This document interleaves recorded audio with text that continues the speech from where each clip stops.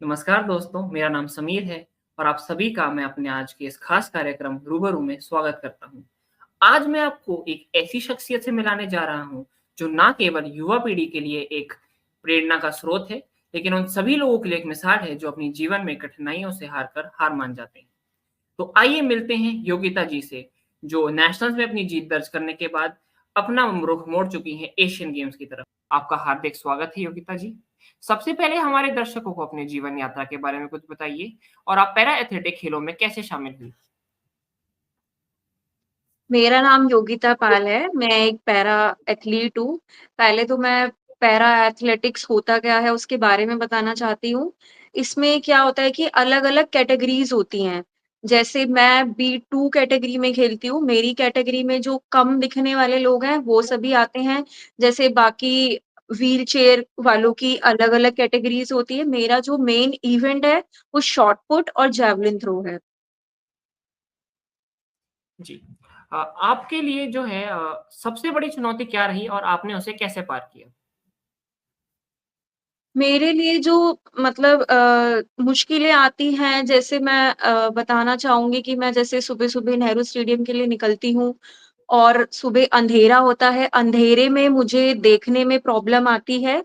मतलब वैसे तो देखने में प्रॉब्लम है ही, बट अंधेरे में जो प्रॉब्लम है वो थोड़ी ज़्यादा बढ़ जाती है।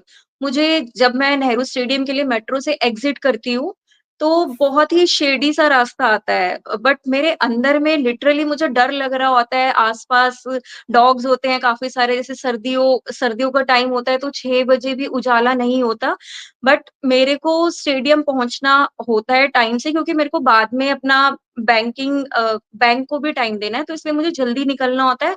कहीं न कहीं मेरे अंदर में वो डर होता है, जब मैं मेट्रो से एग्ज़िट करती हूँ और स्टेडियम के लिए जाती हूँ, तो 3-4 मिनट का रास्ता ऐसा आता है, मतलब जो कि बहुत खतरनाक है।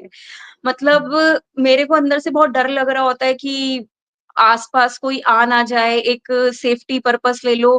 बट मैं अपने आप को मोटिवेट करती हूँ कि रास्ते में आपकी लाइफ़ में बाधाएँ बहुत आएँगी, बट आप उसको कितने अच्छे से अ, निकल पा रहे हो, आप उस बाधा को कैसे तोड़ के अपने आप को, मतलब मैं मोटिवेट करती रहती हूँ कि नहीं, मेरे को करना है, ये सब ऐसी बाधाएँ तो लाइफ़ में आती रहेंगी। मैं अपना गोल माइंड में याद करती हूँ उस टाइम पे कि मुझे जो अचीव करना है, अपने मेडल्स को सोचते हुए, मैं वो रास्ता कवर करती हूँ।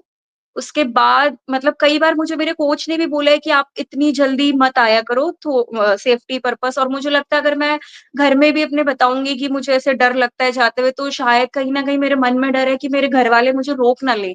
बट मुझे रुकना नहीं है लाइफ़ में, मुझे आगे बढ़ते चलना है। तो ये सबसे बड़ा चैलेंज मुझे लगता है जो मैं फेस करती हूँ। जी। मैं आपसे पूछना चाहूँगा कि पैरा एथलीट्स में पार्ट लेते वक़्त आपका जो है सबसे यादगार अनुभव कौन-सा रहा है? मेरा यादगार अनुभव तो वैसे तो बहुत सारे हैं, बट सारे बताना पॉसिबल नहीं है। मैं 1-2 शेयर करना चाहूँगी। जैसे जब मैंने स्पोर्ट्स स्टार्ट किया था, तो मुझे नहीं पता था, मेरा स्पोर्ट्स कोई बैकग्राउंड नहीं था। तो मैंने ऐसे ही कॉलेज में स्टार्ट किया था, लेडी श्री राम कॉलेज से मैंने अपनी पढ़ाई की है। तो वहाँ पे मैंने ऐसे ही मज़े-मज़े में स्टार्ट किया था, तो बस मेरे कोच ने मुझे बोला था कि आपको डेली आना है, और मैंने उनकी बात सुनी और मैं डेली प्रैक्टिस के लिए जाती थी।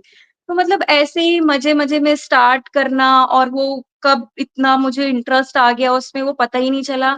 मैंने जब अपना पहला इवेंट खेला तो मुझे कुछ भी नहीं आता था, मतलब बहुत ही 1-2 महीने की प्रैक्टिस में ही मैंने दिल्ली स्टेट में गोल्ड मेडल जीता, तो वो मेरे लिए सबसे यादगार मोमेंट रहेगा हमेशा के लिए, जो कि मैं कभी नहीं भूल सकती, जो मेरा पहला मेडल था। दिल्ली स्टेट का, उसके बाद फिर मैंने नेशनल खेला, उसमें भी मेरा गोल्ड मेडल था, शॉट पुट और जेवलिन दोनों में। तो उसके बाद से तो फिर मेरी जर्नी शुरू हो गई स्पोर्ट्स में, उसके बाद मैं कभी भी कोई भी इवेंट से कभी खाली नहीं आई। जी, बहुत बढ़िया। मैं आपसे जानना चाहूँगा कि आप युवा खिलाड़ियों के लिए क्या संदेश देंगी? आवाज़ नहीं आई। मैं आपसे जानना चाहूँगा कि आप युवा खिलाड़ियों के लिए क्या संदेश देंगी? योगा खिलाड़ी? युवा खिलाड़ियों के लिए मैं अच्छा, आपसे जानना युवा। चाहूँगा कि आप युवा खिलाड़ियों के लिए क्या संदेश देंगी? युवा मतलब ऐज़ अ पैरा एथलीट या फिर normal? As a para athlete भी और जो आगे अपने बाकी जो नॉर्मल स्पोर्ट्स होते हैं उनमें भी आगे बढ़ते हैं उनके लिए भी? मेरा उनके लिए यही संदेश रहेगा कि जैसे कई बार होता है हमको अपना टैलेंट नहीं पता चल पाता है। अगर किसी में कुछ टैलेंट है तो उसको आगे लेकर आएँ और वैसे भी हमारे इंडिया में टैलेंट बहुत है बट हम आगे नहीं जा पाते क्योंकि किसी के पास ग्राउंड नहीं होता है, किसी के पास कोच नहीं होते हैं। तो एक थोड़ा ये भी है कि हम लोगों में अवेयरनेस दिखाएँ कि जैसे होता है किसी-किसी के घरवाले सपोर्ट नहीं करते हैं कि नहीं अब जैसे कई बच्चों का इंटरेस्ट होता है मतलब मेरे घर में भी 1-2 एग्ज़ाम्पल्स हैं कि मेरा एक कज़न है जिसको क्रिकेट में बहुत ज़्यादा इंटरेस्ट है बट उसके घरवाले उसको फ़ोर्स करते हैं कि नहीं तुम पढ़ाई करो। उनको लगता है कि खेल में जाने में इतना नहीं करियर बना सकते हैं, वो बच्चों को फ़ोर्स करते रहते हैं कि आप पढ़ाई करो। बट ऐसा नहीं करना चाहिए अगर उनका इंटरेस्ट है तो उसको उसी में आगे जाने देना चाहिए, मतलब उनको एक सपोर्ट मिलना चाहिए। ये किसी भी स्पोर्ट्समैन के लिए, किसी भी खिलाड़ी के लिए ये ज़रूरी है कि उसको सपोर्ट मिलना बहुत ज़रूरी है। बिना सपोर्ट के कोई खिलाड़ी आगे नहीं जा सकता। ये बिल्कुल सही बात कही आपने।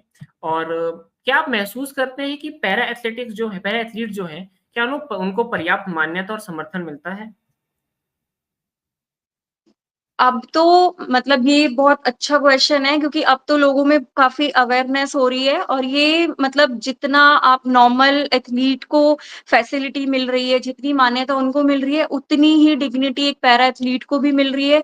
जैसे हमारी जो भी जितनी भी स्कीम्स हैं, जैसे दिल्ली सरकार की एक स्कीम्स है मिशन एक्सीलेंस, वो हमारे नॉर्मल खिलाड़ी को भी मिलती है और वो पैरा एथलीट भी उस फैसिलिटी का फ़ायदा उठा रहे हैं। इवन वो